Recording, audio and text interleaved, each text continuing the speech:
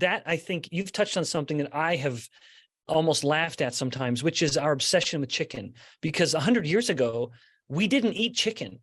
You know, chicken was a fantastically Christopher Ramsden at the NIH has done his best to kind of quantify what is the consumption, what are the eating patterns with regards to meat and the fats that come from those meats. And chicken was this minuscule part of the meat that we used to eat. And now it has become the single most commonly consumed meat, all because it's so low fat. We used to keep our chickens around for their eggs.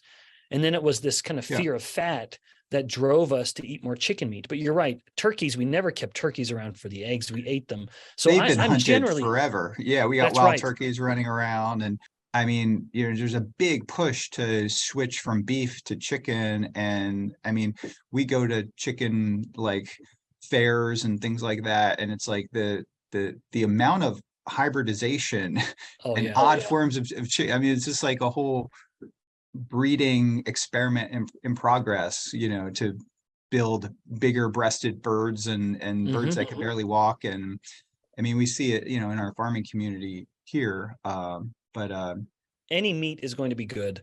And generally you're going to get all the amino acids you want. But I put chicken at the bottom. That I would put any meat, I believe, is a superior source of ultimate and like more complete nutrition is going to be better than chicken. So which is frustrating because of course chicken's so easy to eat. Like as a dad, my kids want chicken more than anything. And I'm always trying to like insert some kind of beef, especially for my girls. I want them to get that iron. But even still, I would stack any meat as being better than chicken, but I'm also fine with chicken. I would just say maybe make sure that it's not too lean because again, fat helps the digestion of the protein.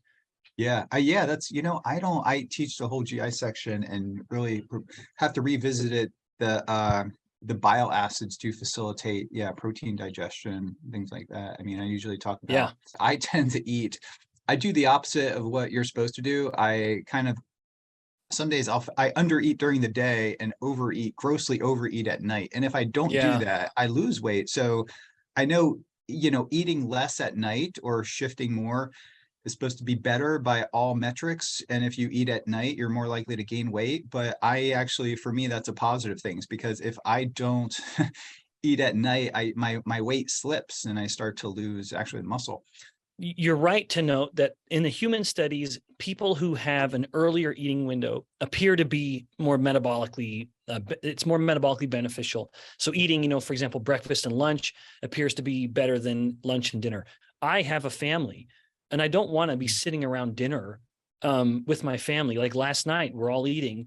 And if I'm just sitting there looking at my wife and kids while they're eating, because I'm fasting through dinner, no, forget about it. You know, I'm a family man and eating dinner is a very important social moment. So I'm not going to do that. But what I have found, I have found that the single most important variable that will determine whether I sleep well or not is how full I am when I go to bed. More than anything else, more than light exposure, more than any kind of activity.